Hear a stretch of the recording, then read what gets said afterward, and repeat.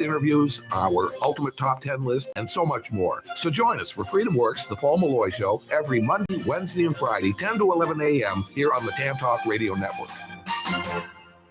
Are you looking for a job? Join me, Gene Hodge, on the Employment Opportunity Hour, Thursdays from 7 to 8 p.m., where I will tell you and share with you, as well as answer all of your questions and help you find enjoyable employment instead of a job. This is the only talk show that talks about everyone who makes up our workforce. Join me on the Employment Opportunity Hour every Thursday from 7 to 8 p.m. on the Employment Opportunity Hour.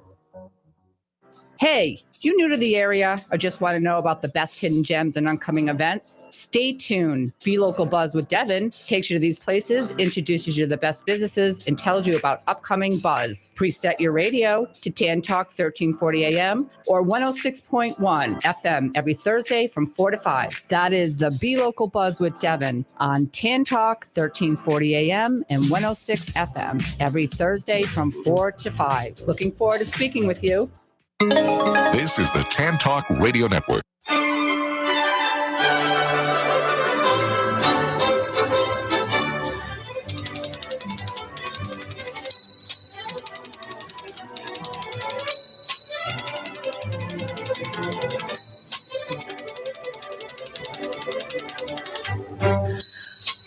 Hi, this is Patsy with a Z. Welcome to Joy on Paper, a program for writers and those who dream of writing, and for everyone who wants to know the story behind the book. Coming to you from glorious Clearwater, Florida, the perfect place for writers to write and readers to enjoy a good book. And today is a very, very special day because we have a very special guest.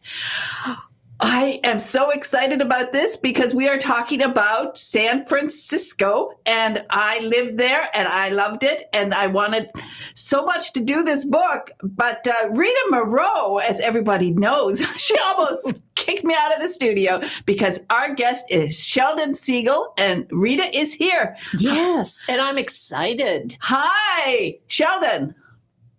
Hi, how you guys doing? Good. Okay, well, we're happy today. Boy, you know, so often we get together for coffee, and Rita's always talking about your books. So I love Sheldon's books. Yeah, so we were so excited to get book 15. Oh my goodness. What did you think about it, Rita? You know, what I absolutely love about it is the characters that I've grown to know, like they're my neighbors. So I absolutely enjoyed the book, and Deal Coin is dead. Yeah, boy, oh boy, is the company dead, because the name of this book is Dead Coin. And Sheldon, it's a great book. Well, thank you. I'm glad you enjoyed it. You know, it means a lot hearing that from you, Rita, because you're such a talented author yourself. Thank you. Well, we love you. We really, we get such a kick out of your books. And exactly what Rita said, that for us, it's like seeing family. I mean, we know Rosie. Yeah, we know Mike. I always say Rosie and Mike. It's a Rosie and Mike book. Some people, go around saying Mike and Rosie, but for me, right from the very beginning, it just popped in my head. I automatically thought of Rosie because I love her. And I absolutely love Sylvia. Oh. She is quite a character. Well, you see how we can just talk about we know them. We know the family. Well, that's kind of what I'm hoping for, that everybody will want to check in on the whole family, every year or so. And they're real to me. People write to me and ask me how's Sylvia doing and how's Dade's dog, and are Mike and Rosie going to get back together? And that's what you're hoping for, that people will get an emotional attachment to the characters. Well, you've achieved that, and with Dead Coin, it is also such a timely book. I mean, absolutely, it comes out. I don't know. This was before all of this big collapse. So tell us about Dead Coin. Yeah, this got a little weird. The premise of the book is that a crypto billionaire would be murdered at Salesforce Park, which is this upscale area in downtown San Francisco. And Mike and Rosie, who are with the public defender's office, Rosie's the San Francisco public defender, they would represent a homeless guy accused of killing the crypto billionaire. So I got the idea for this book last summer when crypto was flying high and everybody was trying to get in and people were making millions and billions of dollars. And I thought, well, the premise of the book should be what could happen if a crypto company lost like $40 billion overnight and everybody who invested in the company was mad at the founder, and he turns up dead. Okay. So I get 3/4 of the way through this manuscript. And in November of last year, this company, FTX, a big crypto company, does in fact lose $40 billion of value in a couple of days. And the guy got arrested and, it was this huge disaster. So it's the first time I've ever written a book where I got, midway through it and real life events overtook my story. Now, I didn't change the story, but I did add a few lines at the end where Sylvia, your favorite character, said to Mike, yes. I told you that crypto was a hustle. Well, it is just, as I said, it is so timely. It is a subject most people don't understand anything about crypto anyway. Because, the concept of people losing money, crypto money, it's like monopoly. What is it? Do you understand? With your research, did you finally figure out what in the heck is going on? I've tried like a dozen times. When I wrote this book, I really did try to figure out what they were selling. And I still can't figure it out for the life of me. I think we're transitioning. It reminded me a lot of the late 90s when we had the big .com boom, and that imploded. And, at least there were some survivors out of that era. And, now we have crypto, and I think there will be some remnants of that will remain. But the next gold mine looks like, AI, artificial intelligence. And, now everybody's, taking whatever money they had left out of crypto and putting it into AI. And there's something there. I don't know what it'll look like. Maybe I'll write a book about it somewhere down the road. Well, I've tried to figure it out. Crypto. I don't understand. Sometimes they'll show pictures of them like a factory, and it's a crypto thing. And I think, what are they making? There's nothing there. It's numbers are juggling around. But certainly your character here, that was interesting. I did not really understand about the Salesforce. What do you call it? A park now? Yeah, about 30 years ago when we had the big earthquake, the old bus terminal in downtown San Francisco, right near the ballpark and, near not too far from, the Transamerica building and stuff, they decided they needed to replace the old bus terminal. So they built this magnificent 4-level, it's a bus terminal. In the basement, there's room for trains that they'll eventually extend down there. There's retail. And on the top, they built this beautiful park. It's like 4 blocks long and 1 block wide. And it's filled with green areas. It's kind of like the High Line in New York, but bigger and wider and fancier. It's not just for walking. It's a real park in the middle of high rises. So it's a beautiful area.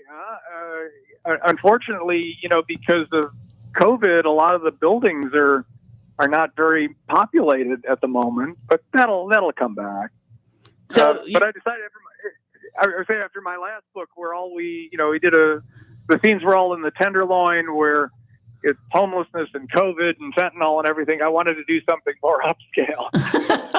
Well, it sounds nice. I really didn't know about it. You can see how long it's been since I was in San Francisco.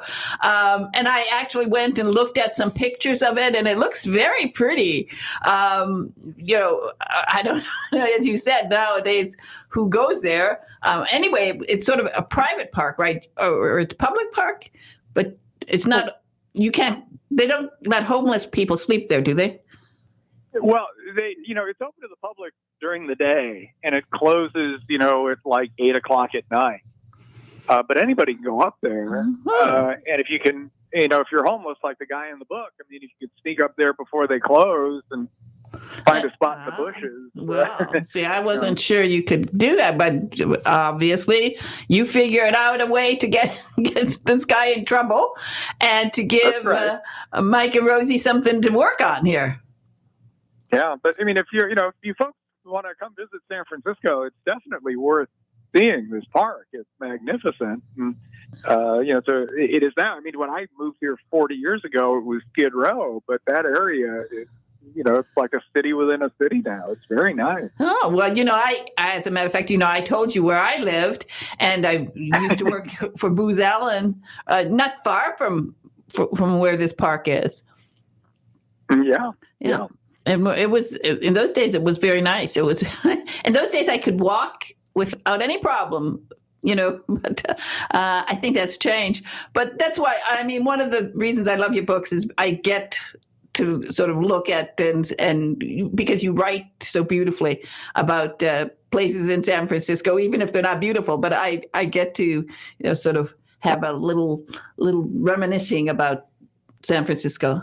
And if I could say on Sheldon's website, he has a part of your website. If you're visiting San Francisco and you want to check out these eateries, go to Sheldon's website. Oh, yeah. Yes, please. All the restaurants are real, except for Mike's uncle's saloon that I made up. That everybody looks for. They look for that. Everybody looks for. Yeah. But everything else is real. And I try to make San Francisco a character in the stories, and take people to places where the natives go, but the tourists often don't. And incidentally, by the way, it is perfectly safe to come visit San Francisco, and everybody should come because it is still the most magical place in the world.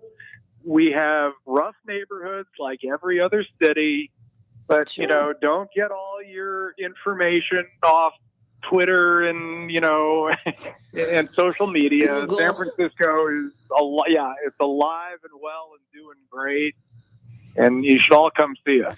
I did walk in Golden Gate Park. That was one of the things that I loved. And the Japanese garden there, those are all such fond memories.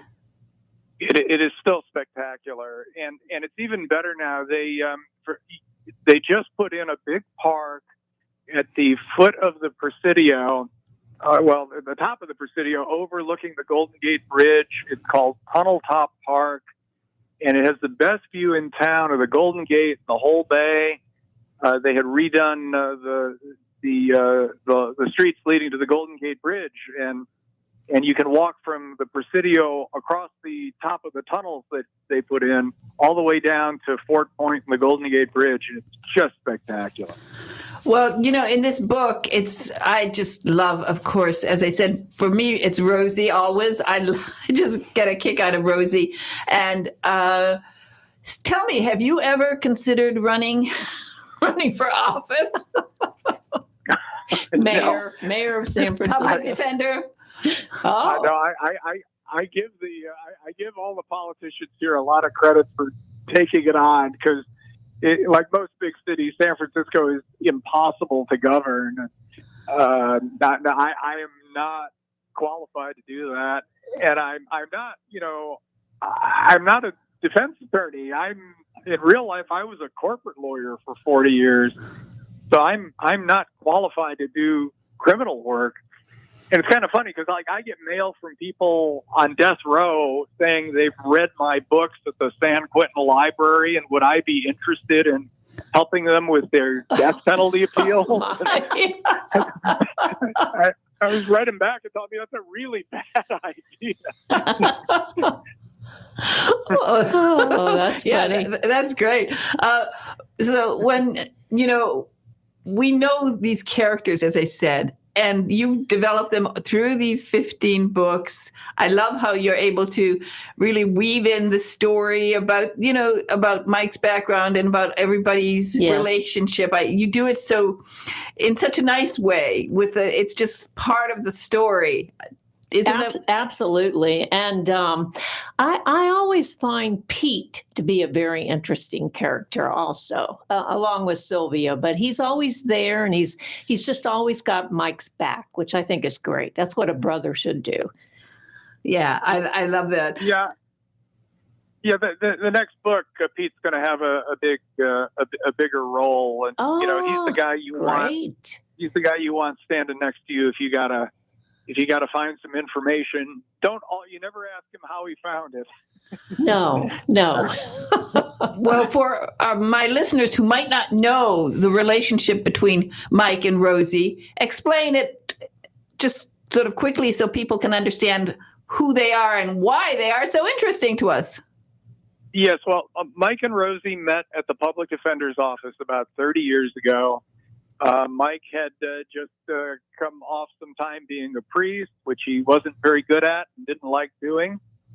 And he'd gone into the priesthood after his brother died in Vietnam. And Rosie is a native of San Francisco as well, and she spun out of a bad marriage. And she and Mike met at the public defender's office, immediately hit it off. They quickly got married, had a daughter named Grace, and then almost as quickly got divorced. They were very good. They've always been very good at working together. They've never been too good at living together, although after about the third book, I decided they would be a permanent unmarried couple. So they have lots of baggage in their past, but they are fundamentally really good people. They're the people you would want at your side if you got into serious trouble. And later in the series, after they practiced law together in private practice for a few years, they go back to the public defender's office, which is kind of where they should have been all along. And a little deeper in the series, Rosie is elected San Francisco's first Latina public defender, and Mike becomes the head of the felony division. And of course, they also have this relationship, friends with benefits, and so they've got 2 kids. Yes, one they had when they were married, and one they had after they were married. Grace, their daughter, is now in her 20s and working for Pixar, and their son Tommy is a sophomore or a junior at UC Berkeley, which is my alma mater and my wife's alma mater. So it all, I mean, I don't make anything up. All these characters are based on, real people. My daughter-in-law graduated from USC Film School, although she doesn't work at Pixar. And I must confess, Rosie sounds a lot like my wife, Linda. And like Linda, Rosie's always right. But Linda is not Hispanic from San Francisco. She's Jewish from Santa Rosa. So, and she's very talented, very talented. She does quite a bit. Yes, she is.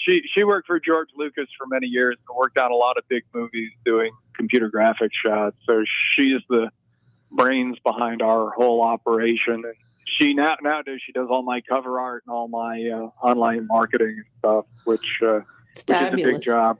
Yeah, I'm just a stenographer. I just type. and of course, you've introduced a cat Wilma.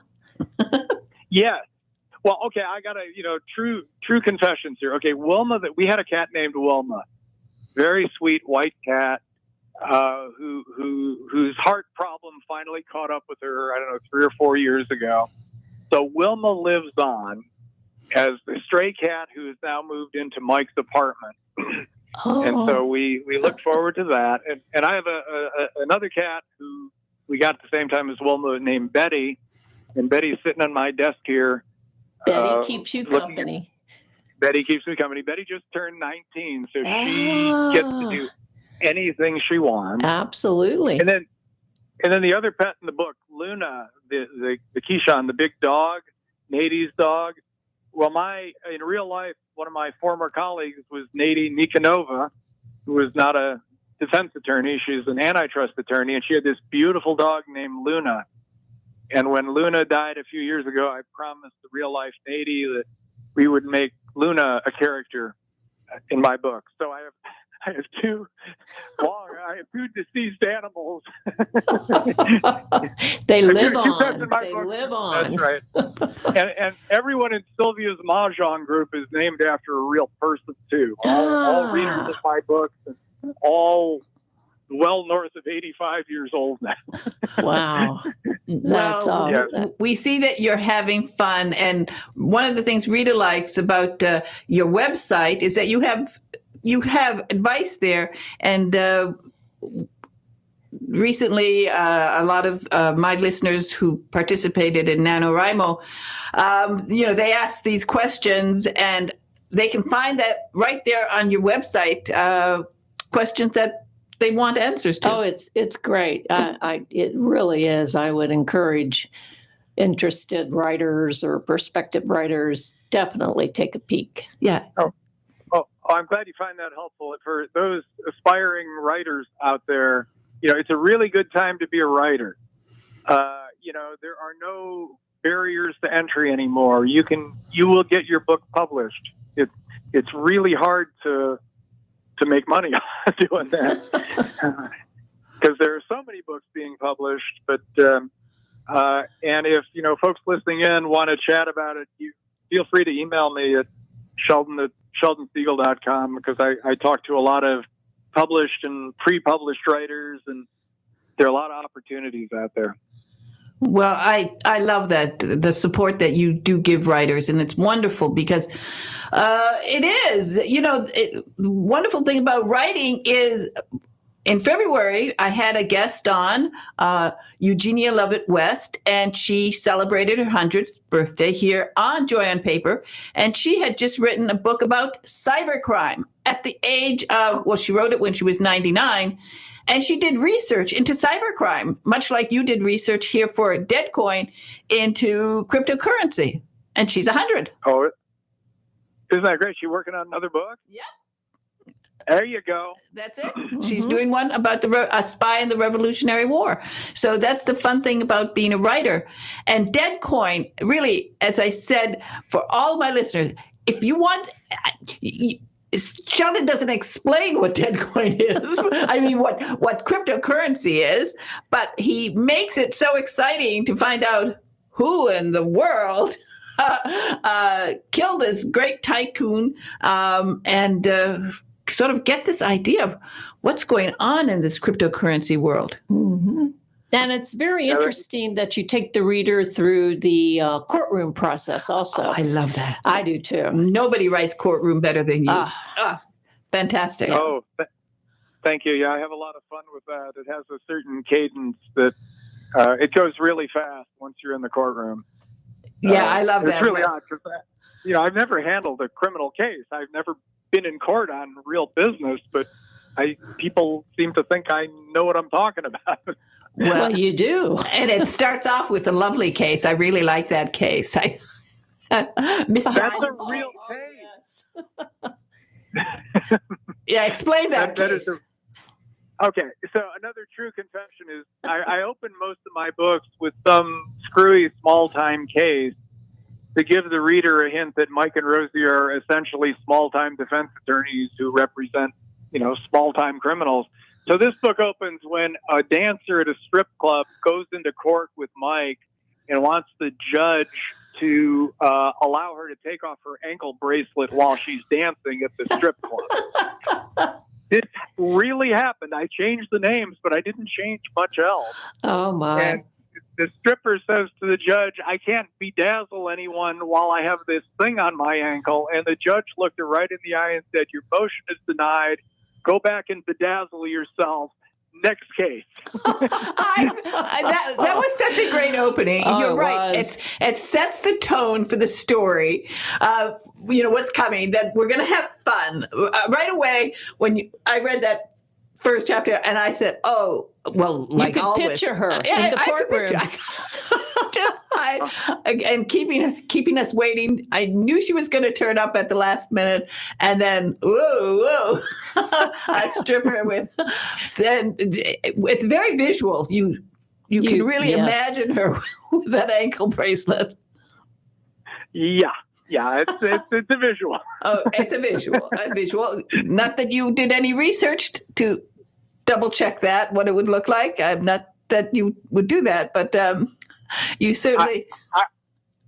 I did not do any on-site research because if I did, Linda would kill me. But the club where she works, the Gold Club, is a real place. That's all, and it's right in the middle of all where the tech guys all work now, and they all go there for the lunch. They have like this award-winning chef who makes this fantastic chicken buffet lunch. And Wow. it's not a secret. Well, I think it's so funny. I thought that was so good. And it's, as always with you, all of your books are so good. And this is book 15, and I know you're going strong on 14 because the problem is Rosie and Mike are in your head, and they're not going to stay there. No. We're going to be knocking on your door. They're always talking to me. When I was working at the law firm, I tried not to tell people that I was talking to my imaginary friends all day. Well, again, Sheldon Siegel, we think you're wonderful. We talk about you. I mean, we we'll go out to lunch, and who are we talking about? We're talking about you, Sheldon. for goodness sake. My goodness.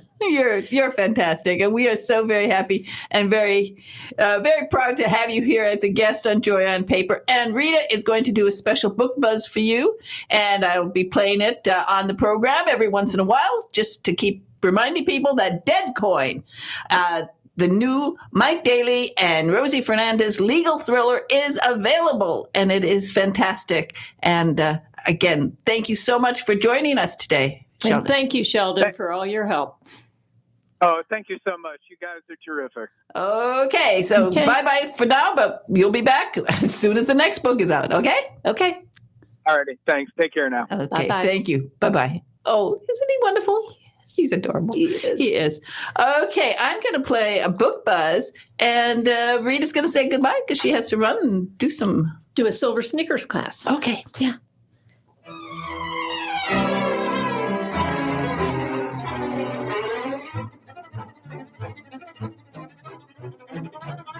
Hello, this is author Rita Moreau reporting for Joy on Paper. By the Rivers of Babylon by author Mary Glickman. A South Carolina island in the summer can be heavy with expectations. The heat seeps into your bones. Far out to sea, a hurricane might form. You never know for sure. As you sit on a porch drinking a tall, cool drink, your mind might wander, or it might just slow down to a stop. Why think when you can listen to the birds? Mary Glickman's book By the Rivers of Babylon opens up on a bridge, a drawbridge. It's stuck open. Beautifully symbolic, as is much of her writing, the reader has time to wonder about a young couple whose car has Massachusetts license plates. It's packed up full of baskets and bags. Looks like they are moving to Sweetgrass Island in South Carolina's Low Country. For a minute, the reader will get a tingle. What would happen if that old bridge wasn't fixed? What would happen if that young couple would just turn around and hightail it out of there, lickety-split, and head back up north? But the bridge is repaired, and Joe and Abigail Becker head to the house she inherited from an aunt. Their Boston family and friends don't think they'll last through the summer. But there's something about the South that will seep into their bones. The sweet twang of banjos and bluegrass, the smells of the South, jasmine and barbecue. Mary Glickman is a master wordsmith. She creates atmosphere with every click of her keyboard, and characters must dance in her head. Out of the mist, she creates a character like Billy, a celebrated pitmaster and womanizer, a character worthy of a Faulkner novel. Mary Glickman's writing is both sublime and compelling. By the Rivers of Babylon is shocking and unexpected. Partly a love story, partly a mystery, the twist and explosive events will keep you turning the pages. But it's so much more. In true Southern writing style, she digs deep into her characters, discovers the good, the evil, and tells an intriguing story of love, passion, and in the end, wisdom. By the Rivers of Babylon by Mary Glickman is available online. For more of my suggestions, go to our website, www.radio-joyonpaper.com. Buzzing up for now.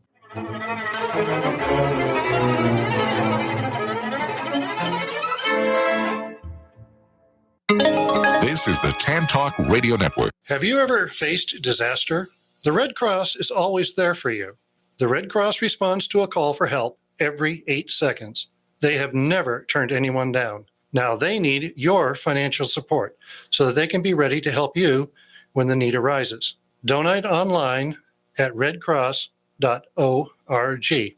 Thank you. Are you an author, an artist, an inventor? Then you need to protect your valuable intellectual property. You need Larson & Larson. We have the experience and knowledge to help you with all of your legal needs, from processing trademark, copyright, or patent applications to negotiating licensing agreements and handling litigation. The attorneys at Larson & Larson in Largo, Florida can help protect you. Call us today for a no-cost consultation at 727-546-0660 or visit our website at larsonpatentlaw.com.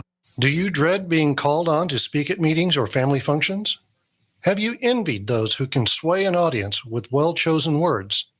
Do you know that people who speak well earn more money, earn more rewarding careers? Gain the confidence to master any speaking situation. Toastmasters will allow you to find your voice. Go to toastmasters.org to locate the club nearest you. This is the Tan Talk Radio Network.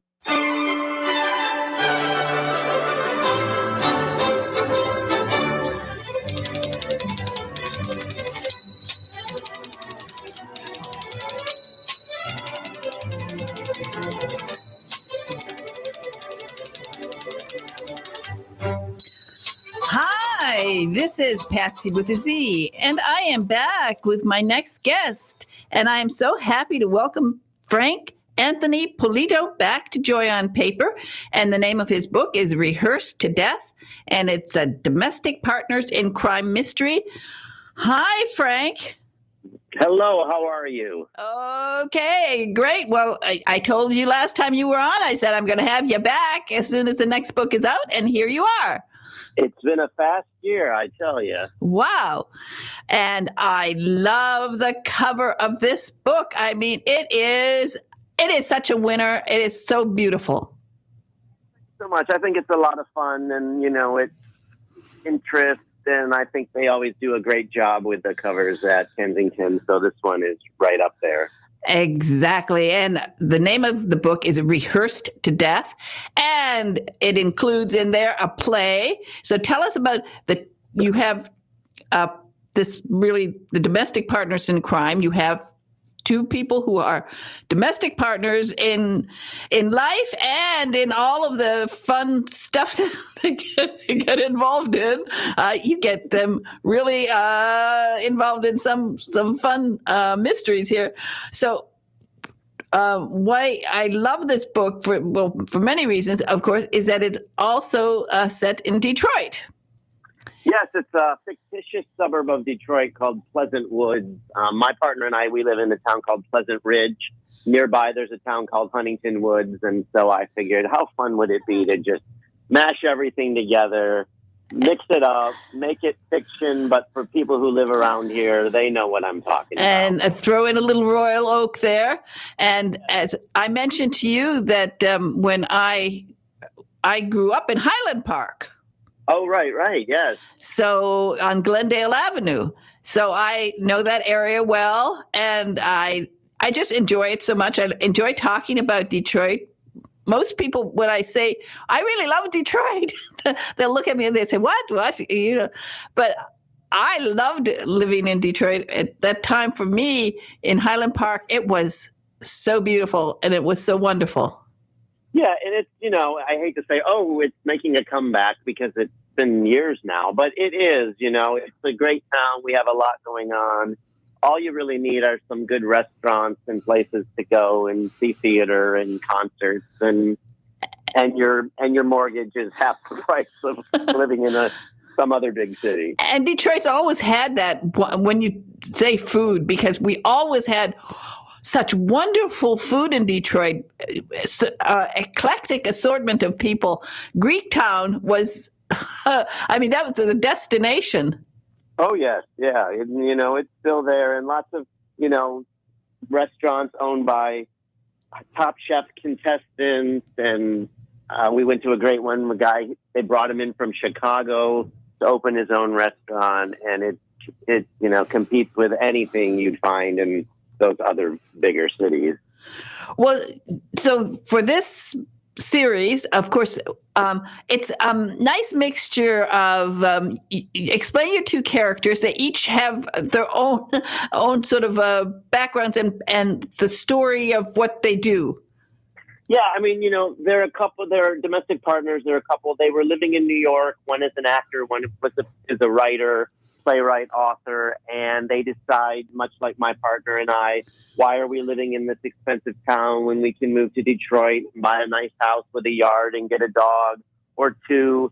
And they have this opportunity to have their own home renovation TV show. They buy this house that they fix up on the first season of the TV show. And in this new book, they're on hiatus from the TV show, and they decide to return to their theatrical roots, and they produce a play that the writer has written and the actor is going to star in. And unfortunately, from the get-go, things aren't great. The director is a very pompous, arrogant man with a British accent who has dreams of directing a show and transferring it to Broadway, and he wants to do it all his way. He makes a lot of enemies during the rehearsal process, and he eventually ends up strangled to death by a very long scarf that he likes to wear. It's not funny. And flail around. I shouldn't laugh, but having cozy mystery, it's humorous. It's a humorous. Yes, humorous strangling. We need to have a body. It's a cozy mystery, but having this background of the theater background, I love this. I love working in the theater. It was so much fun when I did I was not on stage. Only once did I get to be on stage, and that was in Fiddler on the Roof, and I got to be one of the villagers. But being in the theater is so much fun. So you have this background and you put it into the book, which makes it really, I think, a lot of fun. And you write what you know, and I haven't had a chance to be in a play and involved in a play in so long. So for me, it was a lot of fun to go back to that world and show readers the backstage drama and all that goes on. It's so wonderful for anybody who has, if you have not been in the theater, you really have missed something, because there's so much going on behind the curtain, and it is so much fun. And that tingly excitement you get when you're putting on a show, and it's for everybody, and how people work. Even, let's say we have people who sometimes you might not be simpatico, but when it's time to go on, when it's time to get that show going, you work. It's beautiful. It's a beautiful chemistry that happens. And of course, sometimes you do have a director. And I had to laugh about the directors. I actually was working backstage, and we had a director not unlike this director. Sure. It's funny because it's true. It's true. He was such an egotistical. He had a Boston accent, and he thought he was better than all of us. Well, he was sure he was better. He did not think, and he probably was, because he did come from a wealthy family, but he was so much like this. I got such a kick out of it. I think you wrote this beautifully. Well, thank you. And, I'll just share with your listeners, I based him on someone I actually know, someone I worked with. And for me, it was great fun to get that little bit of revenge. Cathartic, very cathartic. Yes. I don't advocate killing someone in real life, but if you can put that character in and, get rid of them. I know the feeling. Very rewarding. I know the feeling. I off and on, I'm working on a film script in this sort of similar thing where I'm going to have this cathartic thing where I kill off 8 lawyers. It's so much fun to be a writer, isn't it? I can tell you're having fun doing it. Yeah. Just I get to think of 8 different ways, and you only had one way. But it's a lovely mystery, and you, of course, the thing about a cozy mystery, you have this fun of sort of planting Easter eggs, getting people a little confused, who's good, who's bad, and sure. So you had lots of fun with this. I did very much, and I'm so glad I was given this opportunity. I've actually just recently completed writing the 3rd book. The partners are going to take on renovating a house that is rumored to be haunted. It's going to come out in Halloween of 2024, so I hope I will talk to you again about that one. And hopefully the series will continue. People will find it, and they'll read it, and they'll tell their friends. Well, really, the minute I read your first book, I got a kick out of it. And I remember telling, I think it was Larissa Ackerman at Kensington. I after I finished reading it, and I said, because I always read the books before. I read the books, let's just say, before I agree to interview somebody. And the first book, of course, was Renovated to Death. And I love that. Well, I love those kind of things where you take an old place and renovate it, because I had that experience in England. I moved to England and I bought a 400-year-old cottage, and I renovated it because they had covered a 400-year-old cottage. They'd bricked up all the fireplaces. And you wonder why. And they put acoustic tiles. They put acoustic tiles over the beams. So you can imagine what I had to go through, taking all of that and bringing it back to its, glory. And so I get a kick out of that kind of thing. So when I read that book, Renovated to Death, I said to myself, "Oh, this guy! I mean, he's got it. He's got the right characters." And I was so thrilled when they came back to me, Kensington, said, "Hey, he's got the next book," and I was the first one to say, "He's got to be." I've got to have Frank back on the program, because I love your writing, and that's. Well, I appreciate it. So much. It's so exciting when you come across an author. I read a lot of cozy mysteries, and I love Kensington, and they send me so many, and so it really has to sort of stand out now for me to take a book, because I have a choice of anybody so many authors, but I just felt that there was something special about your writing, and I was right, and I'm glad that you have the 3rd contract. I think it's going to be a nice long running series. I hope so, because it's a lot of fun. These characters are a younger version of my partner and myself, so it's always fun to take what we've gone through and give it a little twist and put it on them and see how they deal with things. And the nice thing is, you keep it light and bright. And this idea for the little theater, this production, I thought was just spot on. Oh, well, thank you.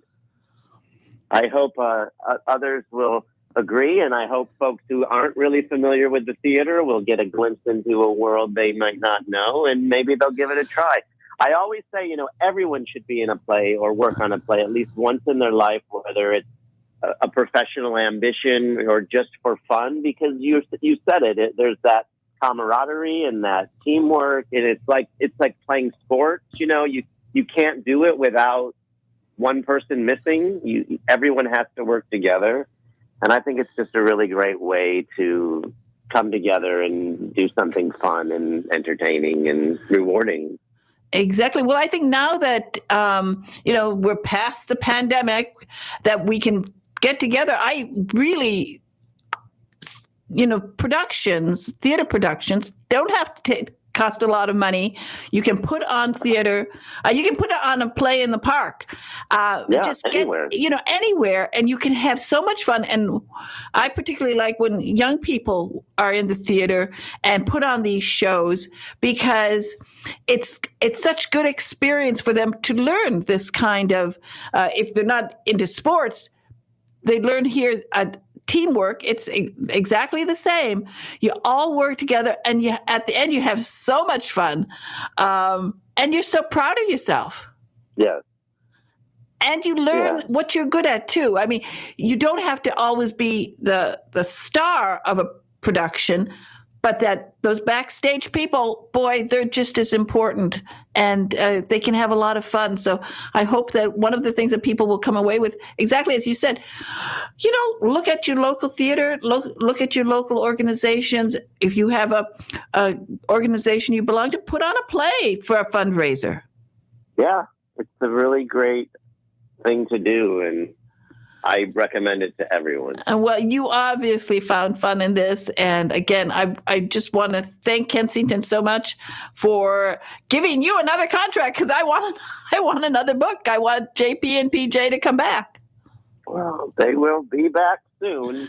Okay, well, that's keeping you busy. And again, I want to tell people this cover, Kensington always does great covers. Carol J. Perry is one of my favorite authors at Kensington, and her covers, she does Witch City Mysteries, and their covers are always spot on.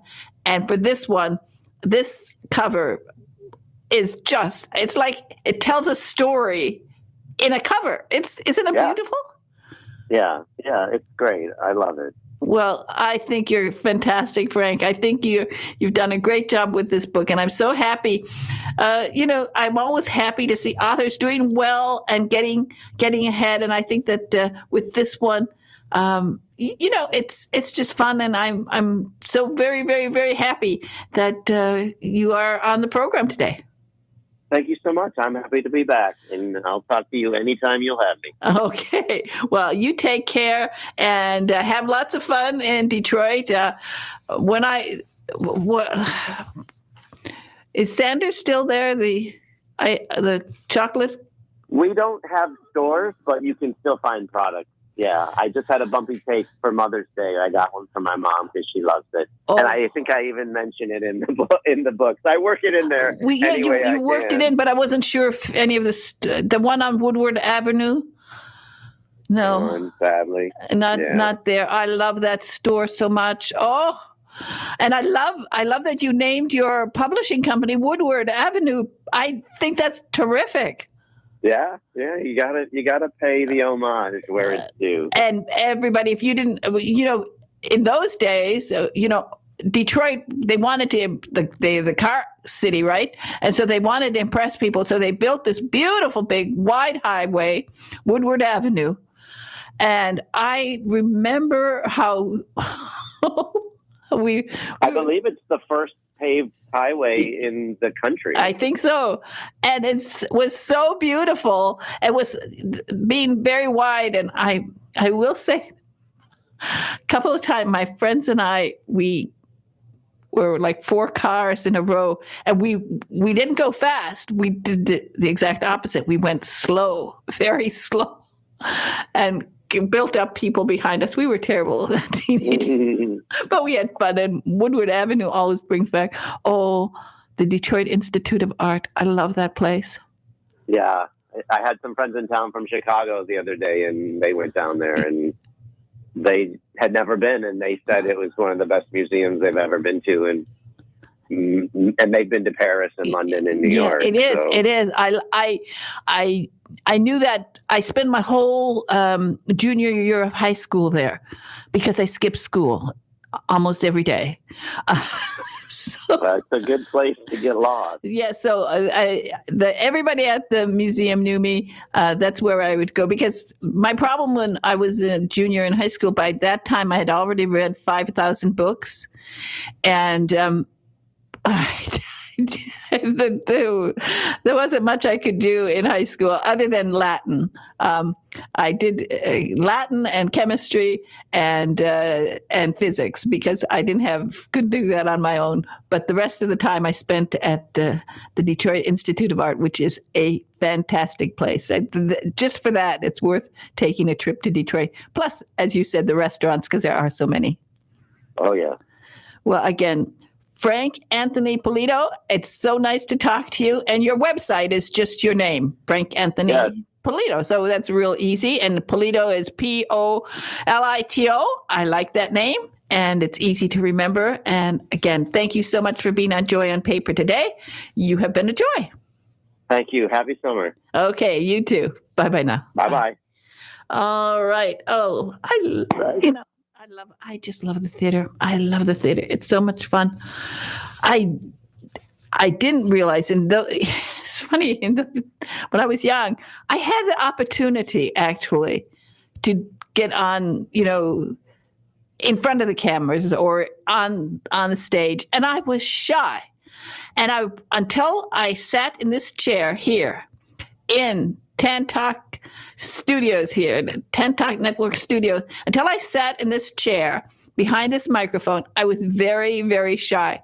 I always took the position in the background. I worked backstage in the clubs I belonged to. I was always the one organizing things. I was always behind the scenes, very shy person.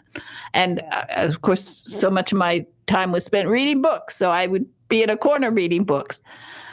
Something magical happened here when I sat.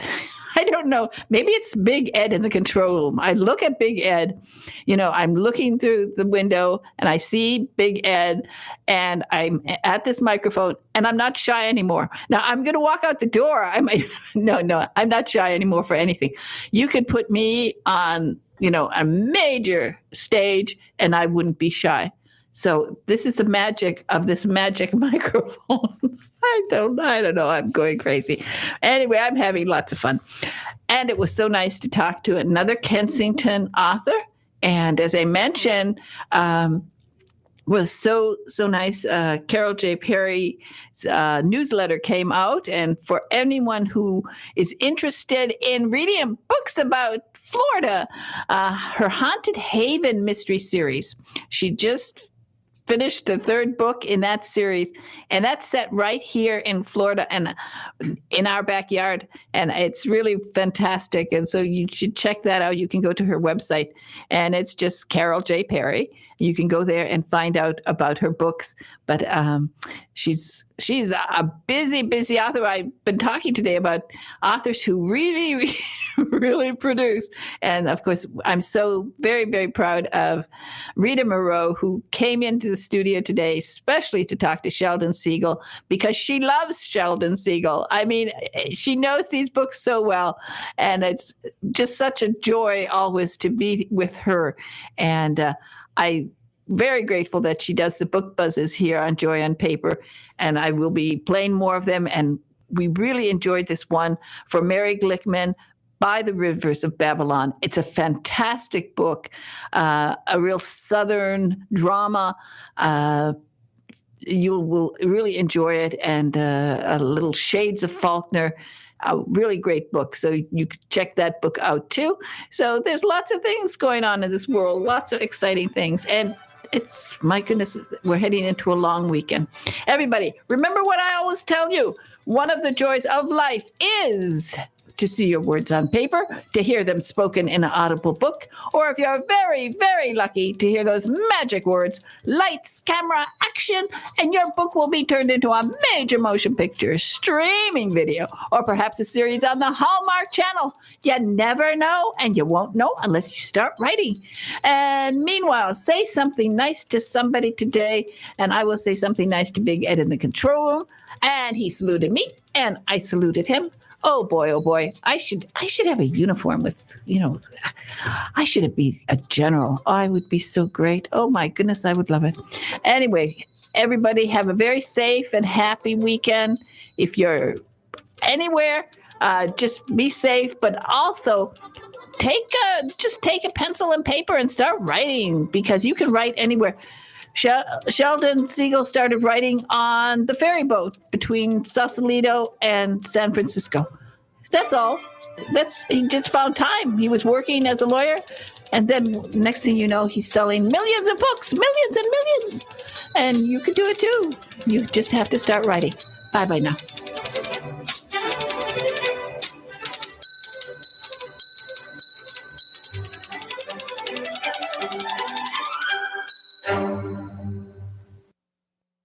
WTAN, Clearwater. FM 106.1. WDCF, Dade City. FM 102.3. Listen. And a happy Thursday, Tampa Bay. Big Ed here on the Tan Talk Radio Network. Let's take a look at your Bay Area